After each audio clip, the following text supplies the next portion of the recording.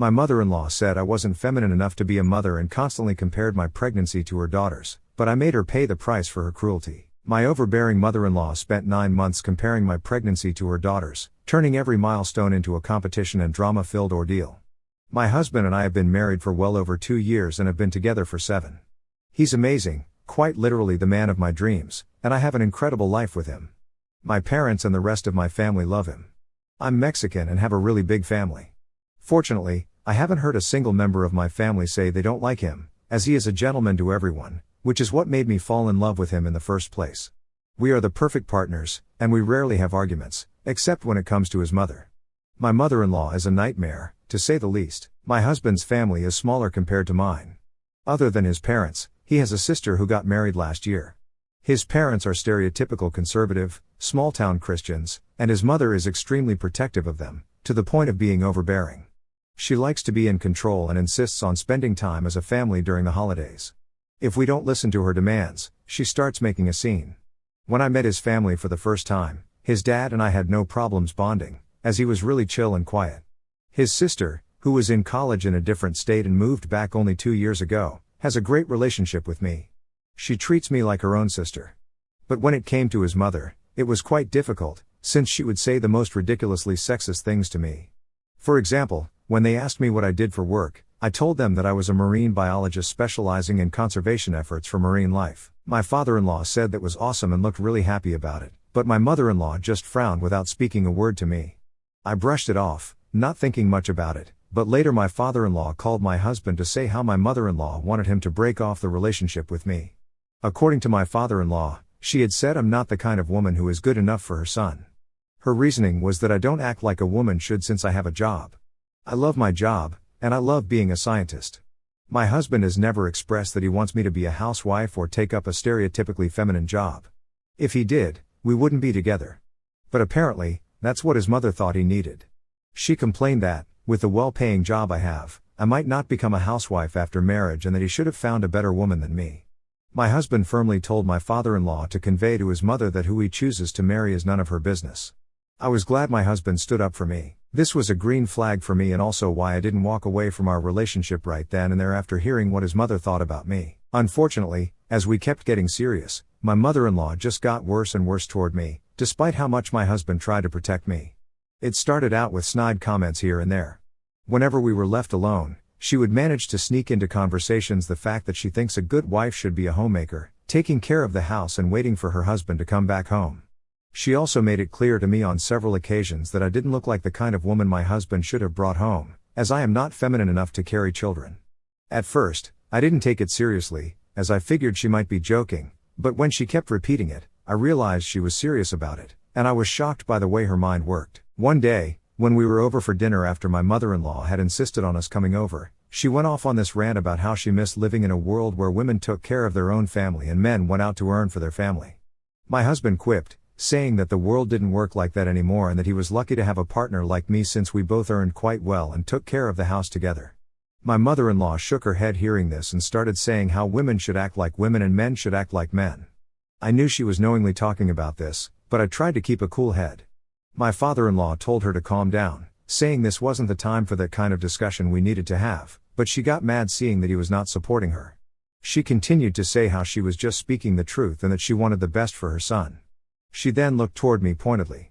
I had heard enough from her, so I quietly got up from the table and asked my husband to drive me home, which he readily agreed to do. He looked at his mother with disappointment, and we walked out. Later, when my father-in-law called to mend things, I firmly told him that it wasn't up to my mother-in-law to decide who her son gets married to and that she should stop trying to taunt me unnecessarily about having a job. My father-in-law agreed and tried to apologize on her behalf, but I wasn't having it. My husband agreed and told his dad that if she didn't apologize, then he would not be going back to see her ever.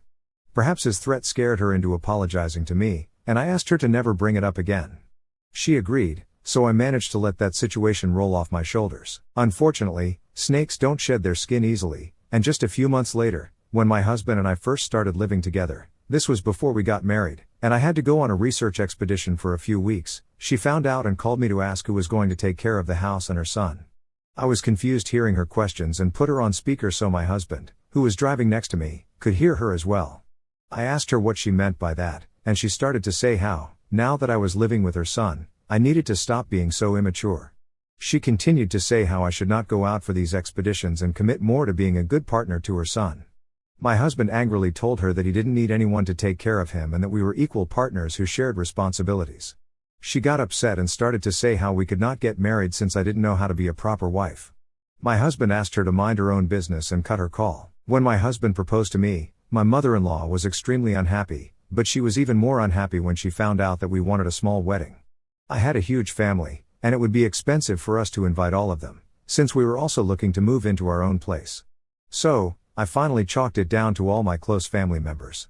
I had already made up my mind to have a celebration with the other family members later and treat them.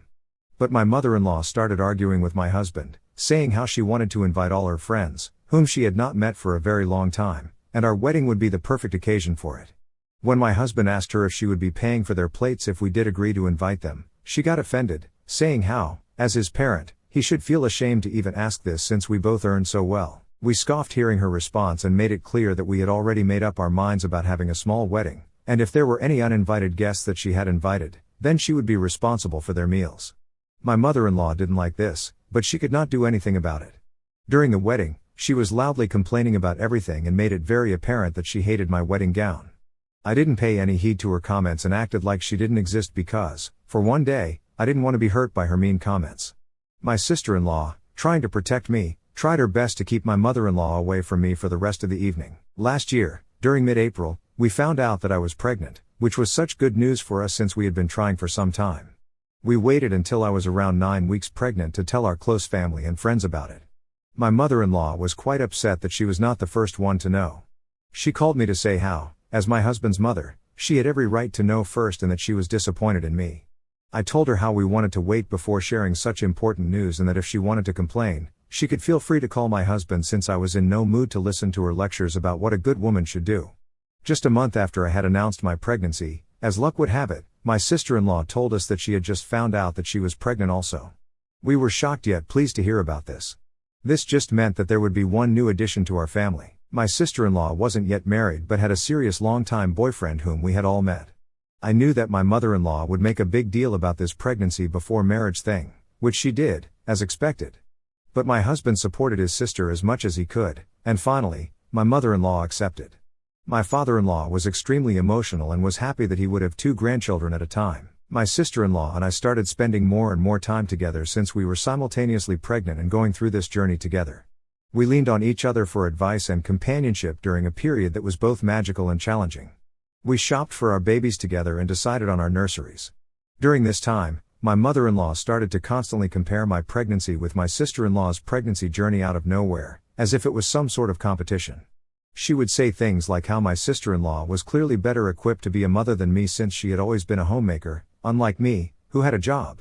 There would be snide remarks here and there, like if I vomited more and she found out, she would say how my sister-in-law never vomited this much, so it clearly meant that her womb was better for the baby.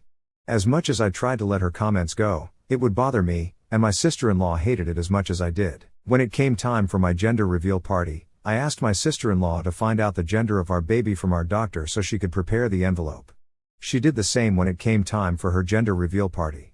My mother-in-law was furious when she found out about this and had a major meltdown. She turned up at our doorstep, screaming at us that I was trying to take away her grandchild from her by not allowing her to organize this gender reveal and that my husband should put his foot down when it came to me so she could be more involved in my pregnancy. My husband didn't like the way she was speaking to me, as it was starting to give me a headache, so he told her to get out, or she would be cut off permanently from our grandchild's life. As usual, she made a scene, crying and insisting that she only wanted the best for her grandchildren, but she made her exit eventually. Later, we received calls from my father-in-law and sister-in-law, as they were concerned with how she was acting, and we had to tell them everything that had happened. My sister-in-law was shocked to hear how her mother was behaving and urged me to rest as much as I could because, clearly, I was distressed after all my mother-in-law's screaming. During Christmas, my husband told his mother that we weren't coming to Christmas since I couldn't travel long distances. She was pissed to hear that, arguing how he was trying to stray away from his family. When he refused to listen to her, she hung up in the middle of the conversation. We thought she understood and would not bother us again, but to our surprise, a week later, she texted him, saying we should be at her place sharp at 4 p.m. My husband texted back to her, reminding her about their conversation earlier about us not coming. She decided to call him and started screaming at him that he had no right to avoid family by acting like this, and started asking questions if I was trying to deter him from coming. My husband told her that it was both our decision to not go, and she started screaming again about how he needed to control his woman. Understandably, I started realizing how controlling and toxic my mother-in-law was becoming day by day, and would share my concerns with my husband and sister-in-law. Both of them would agree that she was clearly crossing the lines and would stand up for me, but their mother was exhausting. When it came time to give birth, we didn't have time to inform anyone, as I went into preterm labor at 33 weeks, and our baby boy was born at 34 weeks via emergency C-section after all efforts of natural birth failed.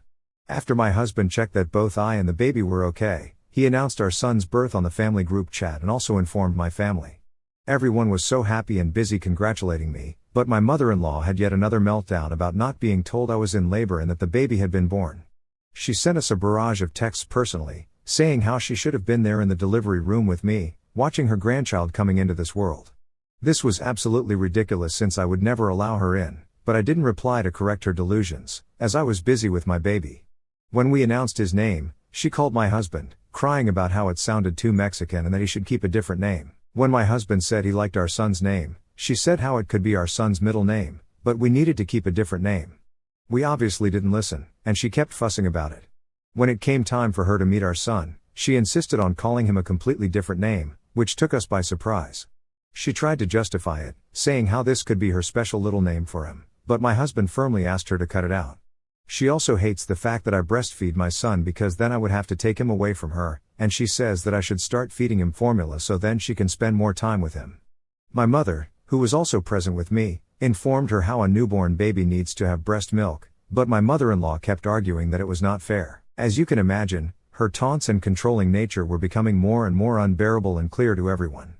The final straw came when she invited me out for lunch, saying that she had something important to talk about. I kept trying to cancel the lunch several times, but she begged me, saying that it was imperative that we meet. When I turned up, she greeted me warmly, and we sat down to order our food. I then asked her why she wanted to ask me out for lunch, and it was then that my mother-in-law asked if I had thought about who our son's godfather would be. I pursed my lips hearing this because I knew she would not like the answer. I carefully explained to her how my sister-in-law and I had discussed this, and we were each other's children's godparents. My mother-in-law burst out crying in the middle of the restaurant hearing this and started yelling about how I could do this to her. She said my sister-in-law had her family, and I should make her my son's godmother since she had every right to take care of my son as his grandparent. I reminded her how she thought my sister-in-law was better equipped than me, so naturally, she should be happy that my son would be taken care of well by her. But my mother-in-law argued back that only she could be trusted, and I should make her my son's godparent. Her ridiculous demands were starting to get on my nerves, and I told her firmly that we were done discussing this and that if she wanted, she could discuss this with my husband later. Later, I did tell my sister-in-law about my lunch, and she didn't like how my mother-in-law didn't want her to be our son's godparent.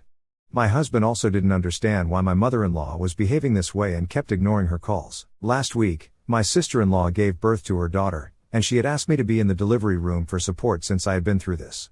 I happily obliged and was there with her throughout the night while my husband and my mother took care of our son at home. In the morning, after my sister-in-law had given birth and I made sure her boyfriend was there to take over the duties, I left to come back home and rest. Throughout the day, I received calls from my mother-in-law, but I was too tired to talk with her and was busy spending time with my son. In the evening, my husband, who had gone to check on his sister, came back home amused. I thought he was happy to meet his niece, but he told me that he was even happier for other news. This is when he revealed that, apparently, my sister-in-law, tired of my mother-in-law's toxic behavior, took a stand and decided to implement a no-contact rule between my mother-in-law and her daughter. He told me how, when my mother-in-law showed up at the hospital unannounced, my sister-in-law asked the nurses to refuse to let her in.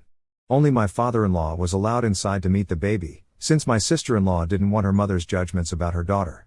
This was shocking and quite unexpected, as I had never imagined that my sister-in-law would stand up to my mother-in-law this way. This also made me realize why my mother-in-law had been calling me the whole day. She was perhaps trying to either blame me or persuade me to convince my sister-in-law to see her granddaughter. When I talked with my sister-in-law later, I found out that this decision came after witnessing the extent of my mother-in-law's actions toward me all these years.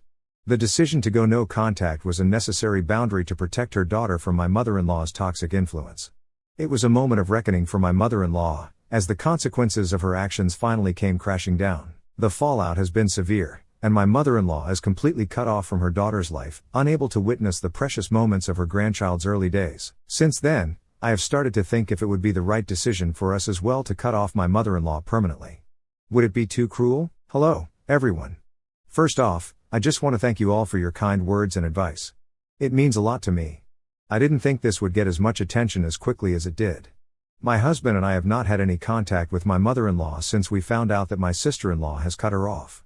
She continues to call us, but we ignore them. I discussed with my husband what I was thinking, and we agreed that, for our mental peace, it would be better for us to cut her out permanently, since there is no guarantee that she won't behave the way she behaves with me with our son. To everyone asking why we waited for so long, you have to understand that my husband is the oldest, who grew up in this toxic upbringing, so he never really saw how wrong this all was until his mother started misbehaving with me. My husband has always supported me and protected me, yet his mother is just too much to handle. Hence, we set up a group video call with his sister and father-in-law, where we discussed our decision, and they are on our side now. We just need to inform my mother-in-law about our decision. It's a bit long. My husband decided to call his mother and tell her about our decision yesterday evening. When she first picked up the call, she started screaming at him about how long it had been since he had talked with her and that she wanted to meet our son immediately. My husband remained quiet until she was done with her demands and then gently let her know about how she was right and that he needed to step up and be more of a man. My mother-in-law immediately agreed, saying how this is what she had wanted from him all along, but my husband interrupted her, saying that, as a man of our family, he had decided to cut her off from us permanently to protect us from her toxic ideology and drama. My mother-in-law was dumbfounded at first hearing this, perhaps trying to process what he had just spoken, and then, when she understood the severity of our decision, she started saying how she was coming over to meet us and that nothing could stop her from meeting her grandson. My husband immediately warned her that we wouldn't let her in, and we would call the police on her for trespassing on our property. She then started screaming that this was probably my decision and that I was tearing the family apart. My husband told her to think whatever she wanted, but he was done with her. She continued to scream about how this is why he should have never married a woman like me and that she knew I was bad news all along. My husband got pissed, naturally. He reminded her that we were not the only ones cutting off contact and that my sister-in-law had done the same thing, so the issue is clearly her, and she needs to start accepting that. My mother-in-law, as usual, kept arguing back that I had polluted the mind of everyone and that I had successfully taken her children away from her. My husband, exasperatedly, told her that if she wanted to blame someone, then she should blame herself for not only being a bitter person but also a racist. He said that everyone was just done with her, and she needed to come to terms with her own evil actions. This shut my mother-in-law up, and he blocked her after this conversation. I have done the same. I have also informed my family about the situation and to not pick up my mother-in-law's calls for now. I feel bad for my husband and sister-in-law for not having a supportive mother, but I'm also glad that I won't ever have to go through such awful situations ever again. My sister-in-law and I continue to remain close, and we regularly meet up so our babies can have playdates. It is adorable to see how they're bonding, and I hope that they continue to be each other's best friends as they grow up. Also, another happy update is that my sister-in-law is finally getting married to her baby's father, as we all knew she would. Now, coming to the main update, we continue to be no contact with my mother-in-law. To everyone who is concerned about our safety, don't worry. We have cameras installed everywhere, and we did change our locks, so there is no way that my mother-in-law can ever disturb us. I doubt that she will ever confront us publicly, since, by now, a lot of people know exactly why we cut her off, so she must be definitely embarrassed. After we cut off all contact with her, she did try to persuade my father-in-law to talk with us, but he refused and let her know that he was getting sick of her too. I guess when her own husband told her this, it might have finally made her think, because a few weeks later, she asked my father-in-law to tell us how sorry she was for everything that she had done to me. I doubt that she genuinely feels apologetic, which is why we continue to not talk with her until today. My father-in-law and my family continue to visit us and bond with our grandchild, which is how it is going to be in the near future.